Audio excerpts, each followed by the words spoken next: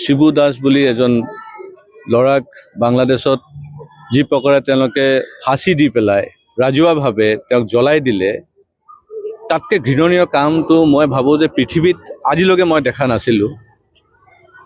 আৰু বাংলাদেশৰ বাঙালী মুছলমানসকল ইমান নিষ্ঠুৰ হ'ব পাৰে, ইমান বদমাছ দুষ্ট হ'ব পাৰে, সেইটো মোৰ ইমান ধাৰণা নাছিলে। আৰু এইখিনি ছবি মই ভাবোঁ ভাৰতবৰ্ষৰ প্ৰত্যেকজন নাগৰিক তেওঁলোকে চাব লাগে আৰু তেওঁলোকে চিন্তা কৰিব লাগে যে আজি হিন্দুৰ ওপৰত কেনেকুৱা নিৰ্যাতন চলি আছে বাংলাদেশত। আৰু এই যিটো দৃশ্য আমি দেখা পাইছোঁ, এই দৃশ্য কিন্তু আজি পশ্চিম বাংলা বা আমি অসমতো বহুত জেগাত হয়, কিন্তু ৰিপৰ্টিং নহয়। য'ত য'ত মুছলিম পপুলেশ্যন আজি চাব পাৰে, ক'ব পাৰে যে আপুনি 60%ৰ ওপৰত হৈ গ'ল, 60%ৰ ওপৰত মানে মুছলিম পপুলেশ্যন হৈ যোৱা মানে তাতে কিন্তু এই ধৰণৰ কাৰ্যকলাপত লিপ্ত হৈ যায়। আৰু তেওঁলোকৰ যে ইমান এটা মানে আক্ৰোশ, মানে তেওঁলোকৰ ইমান খং হিন্দুৰ প্ৰতি, মই ভাবোঁ এইটো আচৰিত। আচৰিত এইকাৰণে কাৰণ তেওঁলোকৰো পূৰ্বজটো হিন্দু আছিলে। বাংলাদেশৰ যিসকল মুছলমান আছে তেওঁলোকৰ পূৰ্বজ কোন আছিলে? হিন্দু আছিলে। ভাৰতবৰ্ষৰ যিসকল মুছলমান আছে তেওঁলোকৰ পূৰ্বজটো হিন্দু আছিলে। হিন্দুৰ পৰা মুছলমান হৈছে। আমি ভাবিছিলোঁ যে কমচে কম হিন্দুৰ পৰা যেতিয়া মুছলমান হৈছে তেওঁলোকে চাগে অলপ হ'লেও মানে বেলেঞ্চ থাকিব, তেওঁলোকৰ মানে চিন্তাধাৰাটো অলপ বেলেগ হ'ব, বেলেগ ইছলামিক ৰাষ্ট্ৰতকৈ মানে তেওঁলোকৰ চিন্তাধাৰা অলপ ভাল হ'ব বুলি ভাবিছিলোঁ। কিন্তু দেখিলেও বিশ্বত যিমান মুছলমান দেশ আছে তাতকৈ সবচে ঘৃণনীয় জাতি যদি আছে সেইটো মই ভাবোঁ বাংলাদেশী মুছলমানবিলাক।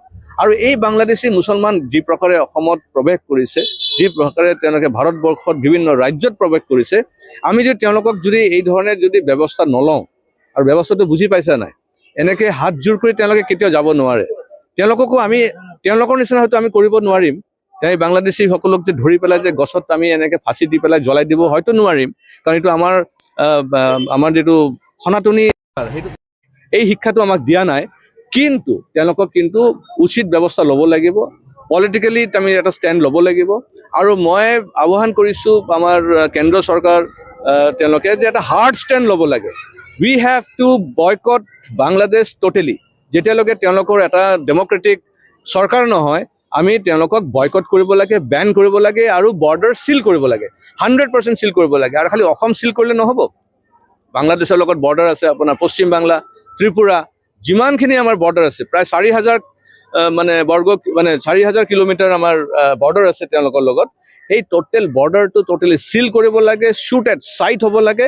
এটা বাংলাদেশী মুছলমান যেন ভাৰতবৰ্ষৰ প্ৰৱেশ কৰিব লাগে তাৰ ব্যৱস্থা কৰিব লাগে। আৰু যিখিনি ভিতৰত সোমাই পৰিছে তেওঁলোকক কেনেকৈ আমি চিধা কৰিব পাৰোঁ, তেওঁলোকক চিনাক্ত কৰি পেলাই আমি কেনেকৈ মানে মাৰি খেদি ইয়াৰ পৰা পঠাব পাৰোঁ তাৰ ব্যৱস্থা কৰিব লাগে। ইয়াতে যিসকল বিৰোধিতা কৰে, কংগ্ৰেছে কৰে, AUDF কৰে, আমছুৱে কৰে, তেওঁলোকে ভাৰতীয় নেকি? তেওঁলোকেতো ভাৰতীয় চিন্তাধাৰাৰে কাম কৰা নাই। সেই কংগ্ৰেছটো নাই আজি ভাৰতবৰ্ষত। যেতিয়া মানে তেওঁলোকে সংগ্ৰাম, আৰু সেই কংগ্ৰেছতো মানে তেওঁলোকে পাৰ্টিশ্যন কৰিছিলে। কংগ্ৰেছ অৰিজিনেল যদি আপুনি চায়, তেওঁলোকে সদায় মুছলিম তোষণ কৰি পেলাই তেওঁলোকে ৰাজনীতি কৰি আহিছে। তেওঁলোকে যদি মুছলমান তোষণ নকৰিলে হয় তেতিয়া ভাৰতবৰ্ষৰ বিভাজনে নহ'লে হয়, হিন্দু মুছলমানৰ ভিত্তিত দেশ বিভাজন নহ'লে হয়। আৰু আজিয়ে তেওঁলোকে একেটাই কাম কৰি আছে।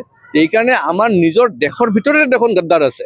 আমাৰ নিজৰ মানে যিটো পলিটিকেল ছিষ্টেম, দি এণ্টায়াৰ অপজিশ্যনটো আপুনি ক'ব পাৰে দে আৰ অল মানে গদ্দাৰ অফ দিছ নেশ্যন। তেওঁলোকে বাংলাদেশী মুছলমানৰ তোষণ, পাকিস্তানীৰ তোষণ কৰি পেলাই তেওঁলোকে ৰাজনীতি কৰিব বিচাৰিছে। আৰু তেওঁলোকক যদি আমি চিনাক্ত কৰিব নোৱাৰোঁ, ৰাইজে যদি চিনাক্ত কৰিব নোৱাৰে, তেতিয়া দুৰ্ভাগ্যৰ কথা হ'ব। কাৰণ আগন্তুক যে আমাৰ প্ৰজন্ম তেওঁলোকে কিন্তু এনেকৈ ফাইট কৰিব নোৱাৰিব। আজি যদি আমি এই ৰাজপথত খাৰা হৈ পেলাই আপোনাৰ লগত কথা পাতিব পাৰিছোঁ, এইখিনি আমাৰ ল'ৰা ছোৱালীয়ে নোৱাৰিব, কাৰণ টেকন'লজি চেঞ্জ কৰিছে মাইণ্ডছেট। তেওঁলোকে এতিয়া মানে হোৱাটছআপ, ফেচবুক আৰু ইণ্টাৰনেটত ব্যস্ত হৈ পৰিছে। এটা পৰিয়ালৰ এজন সন্তান আছে, এজন সন্তানে কি ফাইট কৰিব পাৰিব আগন্তুক এই বাংলাদেশী মিয়াৰ যিটো চক্ৰান্ত চলি আছে। সেইকাৰণে যি কৰিব লাগিব আজি আমিয়ে কৰিব লাগিব। সেইকাৰণে আজি ডক্টৰ হিমন্ত বিশ্ব শৰ্মাৰ নিচিনা মুখ্যমন্ত্ৰী আমি আৰু ভাৰতবৰ্ষৰ আৰু 10জনমান আমি পাব লাগিব। গোটেই ভাৰতবৰ্ষৰ NRC একেলগত হ'ব লাগিব। আমি তেওঁলোকক চিনাক্ত কৰি পেলাই তেওঁলোকৰ ভোটৰ পৰা আমি তেওঁলোকক মানে আঁতৰাই দিব লাগিব। তেওঁলোকৰ যিমান চৰকাৰী ব্যৱস্থা আছে চৰকাৰী ব্যৱস্থাৰ পৰা তেওঁলোকক বঞ্চিত কৰি দিব লাগিব। আৰু য'ত য'ত পাৰা যায় তেওঁলোকক ধৰি বান্ধি হ'লেও বৰ্ডাৰটো পাৰ কৰাই দিব লাগিব। Any Times 24/7. Your news, your voice.